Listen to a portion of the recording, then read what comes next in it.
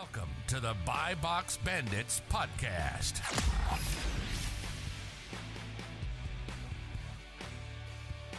What's up, everyone? Welcome back to the Buy Box Bandits podcast. We are sorry for taking a 2-week hiatus. Garrett and Danny had one job. They couldn't do it for me, but we're here. We're back at it. We're actually doing 2 this week. Got another one recording right after this.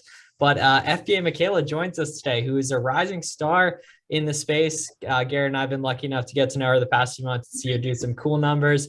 100K in sales first 4 months, making some serious money with the stuff, full-time income as a pretty new to this kind of thing and everything. So thanks for joining us. Thank you guys for having me. Sweet. Yeah. So talk us through kind of how you found Amazon, getting started with everything, and we'll dig into more of the advanced stuff as we go. So I actually started reselling back in like October of last year. I started with eBay, had my own little eBay store. I sold consoles, some GPUs, some collectibles and stuff. And whenever Q4 kind of hit, I started looking into toys, like Magic Mixies and, the Gabby doll houses and such. And everyone's like, oh, you got to go sell these on Amazon. That's where you make the money at. And so I tried, and obviously I wasn't allowed to because I didn't have, the qualifications before Q4 hit. And so I was like, oh man, whatever. So I ended up selling everything on eBay. And then I tried it again a couple months later, and I finally, got over the whole ungating thing. At first, I was like, I don't know if I can do this or not. There's everything's gated. How am I supposed to sell anything? But once I pushed through that, February was my first sale, and the rest is basically history. So first things first, and Miles and I talk about this all the time. Where did you learn and where did you get exposed to the whole ungating world, right? Because when we started a couple of years ago, ungating was completely different. Ungating was one of the mysteries of Amazon. Or no one told us. Exactly. Either no one knew and no one told us, or some people knew and they didn't tell us. However it works. What were the first couple ungates and where did you learn them? I started with grocery first, and then I did like beauty after, and then. But how did you know about them? How did I know about it? I was in like a little FBA group that I got introduced through, Mattless, the cook group, like the giant one. And then, then I joined your Miles and Warner's group after, and then, learned basically everything from there. Yeah. If you're listening to this and you're like, you're just getting started, like ungating is very easy. It shouldn't be a hurdle at all. You can use sites like Frontier Co-op. You can do a lot of the shoes, clothing brands through a site called eSpay, right? And yes, the people in the DMs, I tell them, yo, just use eSpay. And they're like, oh, eSpay receipts work. No, I was lying to you. No, it works. Trust me, it works. Try, right? Frontier Co-op, it's very low cost. Do it. And ungating should not be a hurdle, right? People use that these days as an excuse to not actually get going. Oh, I'm not approved. Like, you can choose to be. It's very easy to get done. That's nice and everything. So what was the first item you sold, and kind of when did you start to figure it out? I think it was one of the grocery items that I used to get ungated, and it was like Bob's Red Mill, just like some random thing. You just just a random thing. Yeah, and ever since then, I kind of got hooked. Once you see the orange bars and stuff, you just you get addicted to it. Yeah. So your first month and a half, what were some of your sourcing strategies that you used? So I was a part of, like I said, that group, and they did pump out leads and stuff. And then I slowly started to figure out that leads list aren't necessarily long-term, solutions to things. And then that's when I started looking into, getting a course. And then I eventually took their course, the roadmap, and then started to learn basically how to read. I didn't have Keepa actually until I joined the course like 2 months in.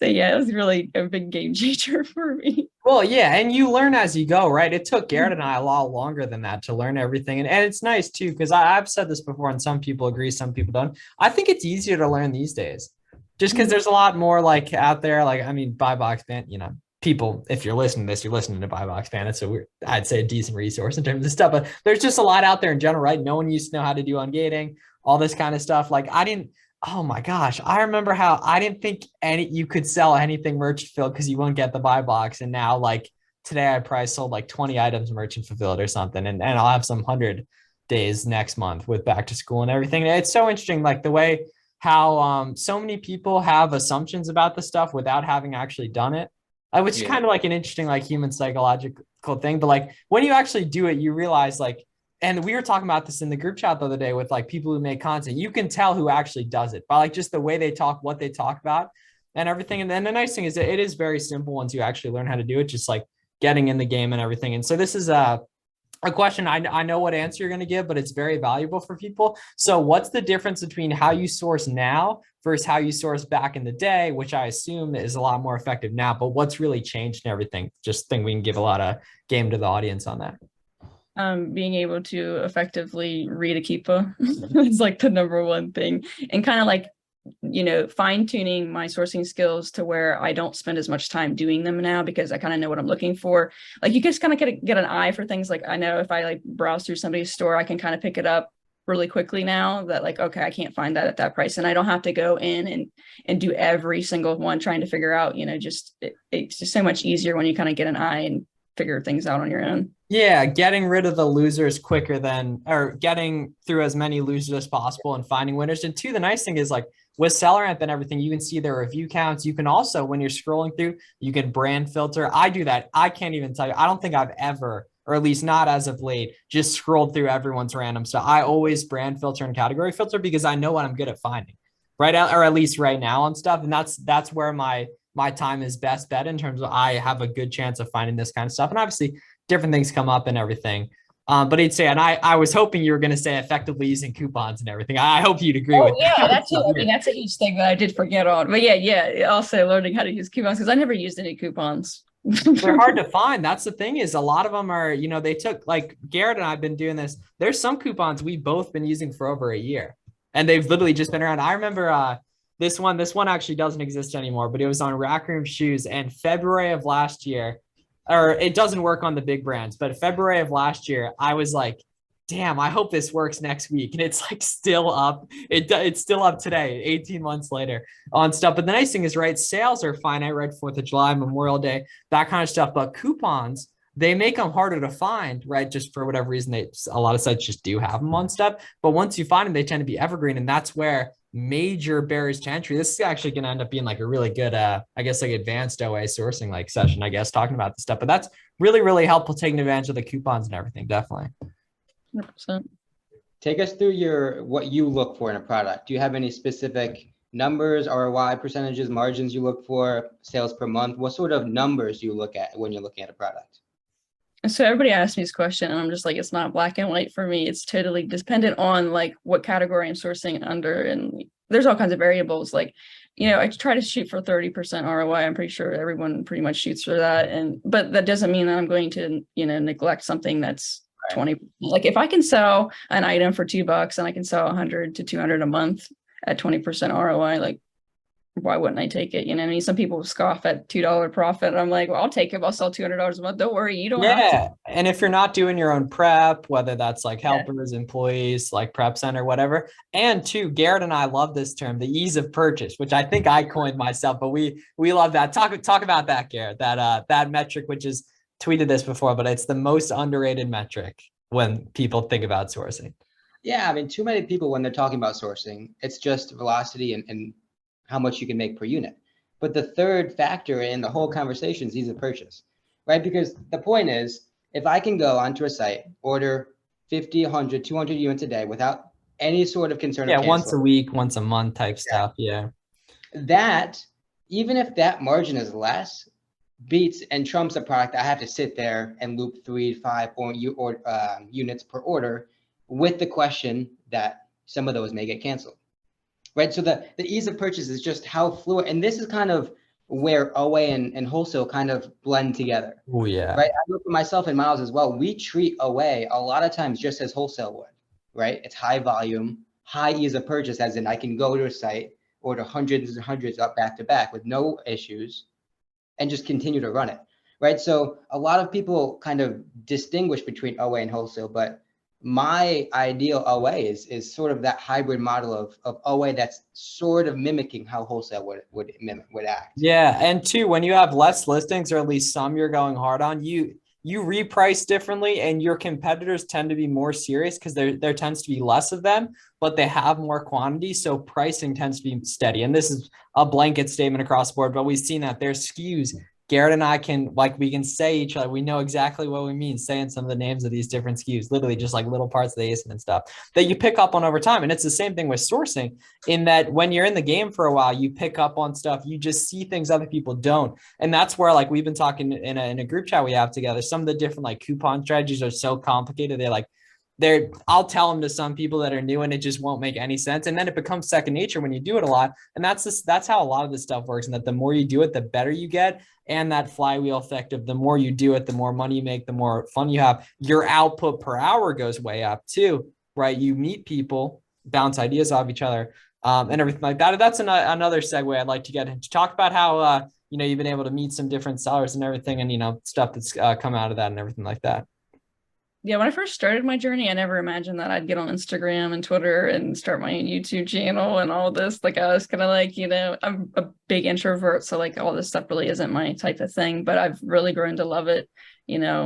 Doing the Instagram alone has opened so many doors. Like, I've met so many different people from different backgrounds, and like just being able to brainstorm with other people and share ideas, with like-minded individuals. It's a powerful tool, and some people don't even take advantage of it, and it doesn't cost anything at all. You just got to put a little bit of time into it. I mean, that's it. You don't have to be like some crazy guru or anything. You can just be an average Joe. Like, I'm just an average person. Yeah, I'm a fan of the once a month seller app or the once a month shipment. That's all you need to do. That's all you need to do. Because like, I get dozens of DMs every day or whatever, but the DM, like, it's just a different type of relationship when you can see the person's living life. And right, if you're in the game, you're asking more advanced questions. You're asking more intelligent questions. Like the how do I get started DM, like if that person actually cared, they would have just found it on their own. You know what I mean? Like, there's such a lack of, seriousness around that. But then the question you get from, the flipping for the cultures of the world, my guy, who I've been actually talking to a lot. But you can see that he's doing it, right? Looking at his page, right? So you can see, so naturally he's going to have questions for other people, and they're going to see that he's putting in the work and everything. And that's super important. You brought up another good point that I really like, and that it's free. Like, it makes no sense why not everyone does it. It's just laziness or whatever. They don't see the value in it, but everyone that does it gets a lot of value from it for the most part, that's actually serious about it, and it's free. So I think more people should do it. Definitely. Yep, I agree. Something Miles always talks about is one, there's no one that's been putting out content at scale for a long period of time that isn't crushing it. That's making like six figures, on stuff. That's a fact. Anyone that's over that, 8-12 month threshold of just consistently putting out content, if you look at their numbers, that's no coincidence. There's a direct correlation between the longevity of the content which you put out and the success you have.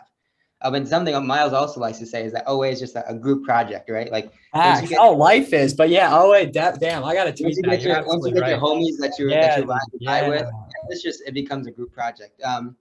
So to give the audience some perspective, walk us through your day-to-day. Are you full-time? Are you doing this part-time? Like, what sort of investment are you putting into your business, and what does that look like? Yes, I'm doing this full-time. I gave up my medical school acceptance to kind of ride this till the wheels fall off, as I say. Well, let's talk about that though. How much would you have made as like a doctor, whatever, like specific like field you were going into? 200 to probably 500,000 a year. A lot, definitely a lot. After how many years would you have to go? Like, how many years was the program going to be? Additional 4, and then anywhere from 3 to 6, 7, depending on what specialty that I was interested in. So a lot of time. A lot of debt. What'd you say? You didn't go to college at all? You didn't go to? No, I did. I went to school for 5 years. I graduated with a degree in public health and health administration, and then I was going to go to medical school right after. Very nice. Cool. So I didn't mean to interrupt you. Walk us through your so my average day-to-day, I've been full-time from the beginning because I've been on medical deferment. And I start my day usually at 6 to 6:30 in the morning. I don't know. I just started getting in the habit of it. I never used to wake up that early before like 9 o'clock. Yeah, I got to start doing that. It's so nice. Like, I mean, it's hard at first, but like I feel so much more productive, and like it's much more quiet around here, and like I feel like I can get a lot more done. So I start around that time. By the time lunch hits, I'm usually talking to my VA. I'm in the process of training one right now, so I've been talking to him a lot throughout the day. I take my lunch, and then either I'm prepping or I'm sourcing throughout the day. Sometimes at night, I'm also prepping and sourcing at the same time. It just depends. And then sometimes I'm doing, content, doing, calls with people or whatever. But yeah, it's very varies. I could be doing, 4 hours a day, or I could be doing like 8, just depends, and since I'm trying to scale a lot faster, Actually, it's going to be more. And like, yeah, a lot of like the inputs will probably be less in like 6 months because you'll have more leverage and that you'll have more knowledge, your network will be better. And that's kind of like, so we, Garrett, you and I we're doing like whatever 3x the sales we were doing this time last year, me like 5x around that, right? But the input isn't that much more, like it really isn't on stuff. Like if which I is can, better because we did it a lot more often since then.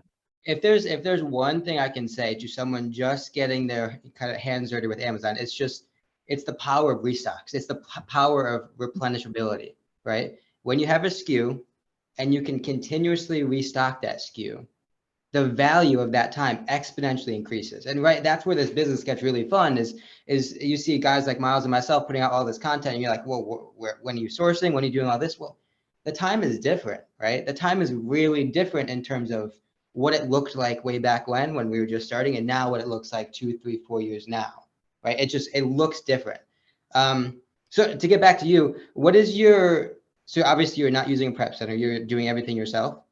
No, Miles was like, you need to get a prep center. So. Well, the sales tax, yeah. Yeah, because mine's 7.25%, so I could use that. So yeah, I ended up picking one in Montana, and I've been working with them for 2 weeks, and they've been getting shipments out every day for me during the week. So I was like, I'll do it. So yeah, probably I'm doing half right now, half they're still doing. I'm still trying to give up the control, And so what are they charging you per unit? 185 flat. I know it's kind of more expensive, but they don't charge me extra for bundles or shoes or clothing or any of those like nickel and diamond crap that people do. The thing is though, you're not really paying 185. You're paying, I'm not paying sales tax because yeah, exactly. And I'm saving because I'm doing pretty much over $30, so I'm saving money regardless by sending to them. So. Cool. And your foresight is to completely 100% prep? Yeah, eventually I just no MF. Jeez. Oh, we need some MF in our lives. Garrett is anti. I love MF. Yeah, MF's the best on stuff. Like for example, so right, okay. Let's say anyone listening out there, like back to school, the next 6 weeks are really good. Stuff you would assume with back to school. There's a lot of stuff where the offer count goes way down, so you can get a ton of buy box share as a merchant field seller. And why I like also being a merchant field seller in that case is you don't have to worry about FC transfer check-in times. So you can order something, right? We're recording this on Sunday. It might get here Thursday or Friday. You can theoretically sell it that day. You get it and it gets listed, replenished. You can just move quicker on stuff. And some of these more seasonal opportunities, you can take advantage of, like, for example, right, Q4, right? December, everyone buys stuff really cheap, Black Friday and in November. Christmas sales, all that. That's why the market goes down on stuff in January and February. And that's those like probably the two hardest times of the year, right? It's because the demand drops without the holidays and people bought stuff so cheap. What I was doing, I was buying stuff at those cheap prices and merchant fulfilling it when offer counts were way down because people were scared to FBA stuff because of check-in times, right? Another reason merchant filled something so great and everything like that.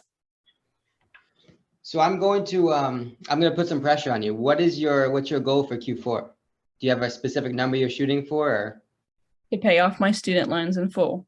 Which is? Okay, we get 5,000. How many? 35. Oh, okay, yes. That'd be like 15. I know. Yeah, 15 profit in November. Well, I guess pre-tax. Yeah, I would guess it would be. So like, I guess times that by like 30, whatever on stuff. But yeah, either way, it definitely is doable on stuff, especially with like diversifying into the content side of things and everything. It's not just from a direct monetary perspective. The value of content is a lot more just like the people you meet and stuff like that. And because, right, we've been on calls together, we've been sourcing stuff. You have some other people you do that with, right? That amplifies the like effectivity and your knowledge because you pick up on stuff because it's combining knowledge and everything like that. And that's another thing a lot of people like talk about, like wanting to do content when you can literally just choose to. You just got to pick up the damn camera, which no one will do. And those of us, 3 of us being that we do that, you get a lot of value from it and everything like that. Let's get a little tactical. Fill us in on the tech stack, softwares, VAs, all that kind of stuff in terms of like what grows your Amazon business outside of you, like tools, all that kind of stuff that you use. So for sourcing, I just do SellerAmp and Keepa. Those are like the 2 main things. What's SellerAmp? SellerAmp, yeah. What is it? I haven't heard of it. Yes, man. Yeah, reverse So sourcing, for profit miles or calculator, anything? mobile app, I'm Chrome kidding. extension, website, all that. Get a free trial Well, all the seller.com. goodies. It's like the holy grail of Hey, sort of apps. this too. Okay, what else though? Shameless plug. IP alert. I just got that a month ago. That's pretty important. But for bookkeeping and like inventory, all that stuff, I do inventory lab. Mhm. And then that's about it. I have not very many, and I do manually repricing. So yeah, I know a lot of people. Let's talk about that though, because Garrett's really smart with that. So I'm curious, like, what's the argument behind that? Because I'm curious Garrett's response to that and stuff, because it's healthy discourse. So I did do a trial run of Go Aura for two-ish months, and then I did Be Cool for my third month. And then I tried manually repricing it for about a month, and my buy box percentage, like I could tell that I was getting more sales with manually repricing. And it wasn't like I was losing a bunch of money either. I was priced somewhat above buy box and I was still getting, the buy box. So I don't know. I just had problems with it tanking sometimes. And I had my settings set pretty tight. And one day I came into my Aura and looked, and I was like, $20 loss in something. And I was like, how is this possible? So after that, I kind of was like, yeah, maybe I should. It was probably user error, but I don't know. We just stuck with manual repricing. Now my VA just does it for me every day. He does it twice a day, and then I sometimes do it. Yeah. I mean, and so that just comes down to your minimum price, right? Mm-hmm. The repricer is meant to and calculates and just mimics buy box activity, but within two thresholds. So we're very strategic with what we set as the minimum and the max to keep those boundaries. And that's, again, kind of, you figured out the hard way. That's how we gain the reassurance that our products aren't going to sell for less than we would want, right? And that's just an easy fix, right? But yeah, I mean, obviously we're very, very pro repricer here. Yeah. How do you set minimums on it, Garrett? Because I'm actually curious if you have like a smart answer for this, because I don't when I get that question. So when I'm looking, and so it varies per product, but typically what happens is I'm trying to encapsulate as much of the oscillation as possible, right? Big word, So big word. The up and down movement. Yep. So if you're looking at the keeper graph, right, you're going to see where, I always talk about the trending, right, where the price occupies the most real estate. And typically that's where we're repricing, right? We want to encompass and mimic as much of the activity as possible. Obviously to a given point, right? We're not going to drop our minimum below 10%. That's kind of our minimum that we'll sell at. But yeah, we really just look at the keeper graph and just trying to encompass as much activity as possible, right? Because the more we're on the buy box, quantitatively long run, our buy box percentage for that product is going to increase. But yeah, otherwise, I mean, typically it just starts with our specific price, right? What the desired price is, and then you work from there. You create those boundaries around what your target price is. And over time too, it depends whether it's a listing you're going to be on a lot of, or if it's just like a one-off thing you bought on sale or something like that. So what do you have month to date in sales, Makayla? I think I'm at almost 54. 54 month to date. That's. And what's your margin? I think it's like 13% right now. My returns are atrocious this month. Yeah, well, it could be categorical, or probably is categorical. It's from clothes and shoes. I switched to that. I was at like 3%. Now I'm at like 6%. So yeah, it's worth it for the replenishability, in my opinion, on stuff. I know it evens out eventually. So.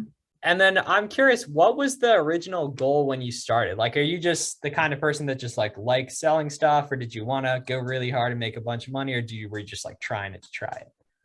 So I originally started to pay off my student loans, the monthly, because I couldn't work a 9-to-5 at the time because of all my surgeries and stuff. And then whenever I really did it seriously through Amazon, I was wanting to do it to help pay for my schooling when I went to medical school, like the apartment and all of that stuff. So I didn't have to take out as many loans. And this is over a really short time frame too. This is only the last 4 or 5 months, right? Yeah, it'll be almost 5 months here soon. Yeah, that's pretty cool. And yeah, so let's break that down though, right? So 13, and then you said you need 35 to pay off the student loans, right? Is that the rest of the year, or just the total amount? Yeah, so you can yeah, definitely. Yeah, and then the nice thing is like it's all math, right? It's just around like spend. and stuff like that. We're gonna walk the audience through a little math session, right? Oh, this is helpful stuff. Yeah, when Garrett was talking about this like a year ago, when I didn't even watch the video. I remember the video, but I didn't watch it on stuff. But now I love it. Talk to us, Garrett. So our target profit is 35, right? Assuming that's the rest of the year. Operating right now at a 13%. So if we divide the 35,000 by our 13%. He's a math major. No calculators allowed. Come on. MLA format. So that means we need to sell 270,000 to get our $35,000 in profit. Yeah, and the nice thing too is like that'd be like whatever 100K. I don't even remember what the number was. Right? Yeah, so two grand of that is immediately taken care of by credit card cash back right there, and like Rakuten more and stuff like. So that's the nice thing about really going hard with inventory spend is I just cashed out like 2.5K. I tweeted about earlier of credit card cash back that I'm just gonna like invest or whatever. But yeah assuming that 13% correlates to about like call it a 55% buy cost of sales ratio, that means you need to spend about, call it 150,000 from here to the end of the year to put yourself quote unquote into that position. Yeah, and the margin will get better too, most likely with Q4 and just getting better too in general. Like it obviously depends what route you want to go, but theoretically, like I think my sales last December, I think it was like 17% net, which is 5. That's like 30% ROI. I was like really excited about that. And that's not like, I think we all kind of agree in that like the way you grow is you drop the way you grow sustainably is you just drop your target margin by a few percent, and that opens up a whole new catalog of stuff you can buy and a whole new catalog of stuff you can buy that might be good for a while like that. Okay, so more product to buy, but also more product to buy that might be good over a longer time frame, right? It opens up like a whole new world, and especially when you're arbitraging sales tax, coupons, all that. The key caveat though is Miles is 100% spot on, but we're making a pretty big assumption with that is assuming that your spend capability is increasing as your business grows. Right? That only works as if your spending continues to increase, then you can drop your margin and make them more money, right? But if you're taking all this money out of the business, you're not letting the business naturally grow, you can't drop your margin and then continue to spend the same and all of a sudden expect to make more money. It doesn't work like that, right? So typically the natural progression is once more product opportunities open up, once your business continues to grow, the natural progression is, okay, let me drop my margin a few points. Now all this low hanging fruit opens. But keeping in mind, my spending power over the past 6, 12, 18 months has grown exponentially. I opened up another Amex, I opened up another Chase card, right? All these new spending power capabilities now give us so much more leverage, right? Because Miles and I always talk about just overpowering people, right? There's so many sellers that we can just spend more and just outpower them. Quantities, build, buy box, share algorithmically, like, right? Just like being on stuff for a while. So I'm curious what you would say to the person who's out there, who's in the same position you were 5 months ago, like kind of just starting like to see like, oh, ungating, like it's available, right? I can really do this and stuff. What like some beginner advice you have for people that are listening to this, just looking to get started? Don't be afraid to ask questions. That kind of ties into the networking thing as well. Like they're more than willing to help people out. Like I know I get DMs all the time asking for help, and I will answer them and I will help you out as best as I can. Like I know when I first started out, like I had nobody really. I just had that Discord group, and that we were just really small at the time, so they didn't, I didn't have the resources that I have now, obviously. And just keep on going. Like try not to compare yourself to others. Like I know it's easy just to be like, oh, why am I not doing this? Why am I only doing 10,000 and I'm only, I'm 6 months into it. How is she able to do it? Just run your own race. This is all just about running your own race. We're all on different paths here. Everyone has their own different journey. So like, just try not to compare yourselves to others. I know I still do it myself to other people. I'm like, man, I got to be doing this. Like, you know what I mean? I'm like, no, Makayla, you just got to run your own race. This is about you and your journey, not anybody else's. So that's a good segue to my next question. And this is Miles' favorite question. As you've kind of picked up this business, what sort of feedback have you received from family, friends? I am curious on this one as well. Yeah. What have you heard as you've continued to grow? So a lot of people don't know that I gave up my medical school acceptance. It's kind of under hush hush. So like Thanksgiving, Christmas, it's going to be awkward or like that kind of stuff? I don't know. I hope they are supportive. Obviously, my immediate family, like my parents and my sister and my grandma and stuff, they all know, obviously. But yeah, other than that, like people, I'm friends with like outside of this FBA world, like they don't even know. Like, so hopefully they're okay, like okay towards me. But if not, whatever, like this is my choice. I made this choice myself and it was what was best for me at that point in time. So They're gonna see this YouTube video pop up all over the place and be like, "Yo, Michaela, what you doing?" Yeah, I'm waiting for people. Is this getting tagged on like the personal account stories? Yeah, I'm waiting for people to find. People are gonna comment, oh my gosh, I see you. Can you show me how to do it? And then like when little do they know, Google is free, YouTube is free on this stuff. So did you ever consider yourself like, did you sell stuff prior to getting into like the botting and stuff like that? Did you consider yourself an entrepreneur prior? Did you ever have any tendencies or anything, or is it just kind of something you just started doing? No, I would not in a million years would I've ever imagined to be here right where I am today. Like I was just going to do a 9 to 5, be a physician and work for somebody else and kind of just do what everybody else does, works a 9 to 5 and maybe retire when I'm 70 years old. You know what I mean? Never in a million years would I thought I would be my own boss and I could do what I want. I had time freedom and didn't have to work a 9 to 5. No, I'd never imagined. And I don't know, that was a good little monologue there as well on stuff. And so does the Amazon stuff, like, does it make you interested in other businesses down the line and everything? Like you're starting to do some content stuff as well? Or are you just like pretty focused on the Amazon side of things right now? Because I like the way, obviously shiny object syndrome is like something I don't want to fall prey to, but it really does help like open your mind to stuff. Because like you start just like making money online and stuff, you start learning like, other ways to do it, other things to, take a look and expand it. And we can all learn from everybody too, but I'm curious about that as well. Eventually I'd like to have my own like business that's like brick and mortar or whatever, like an Really? What kind? Yeah, I don't know yet. Something like, I don't know. Honestly, I don't know. I haven't really thought too much into it, but like that would be like one of the things down the line. I would love to do like renovating houses and stuff. I just think that's cool. So maybe that. Content would be so fun. I always see businesses through the sphere of content, to be honest. But that would be, I love when the people on Instagram do like the picture of the beat up house and then they like throw the thing up and it like comes down and it's like the nice like renovated thing. Yeah, that's really cool. And everything like that. There's actually some people on Instagram from Ohio that I follow that do that too. So I can show you their page. There's somebody close to me, really close to me, that is pretty famous on TikTok for flipping houses. So do you slide in their DMs? No, that's way off. That's years down the road. I need to. Oh, so they're like famous. How many followers? They were on the Kelly Clarkson show, like maybe a month ago. I'm a big fan of that, actually. Oh, wow. So yeah, they were on there. They have a decent amount of followers. Interesting. So what inspired you to make the FBA Michaela page? Because I remember the first time I saw your stuff, like I don't think we had talked at all.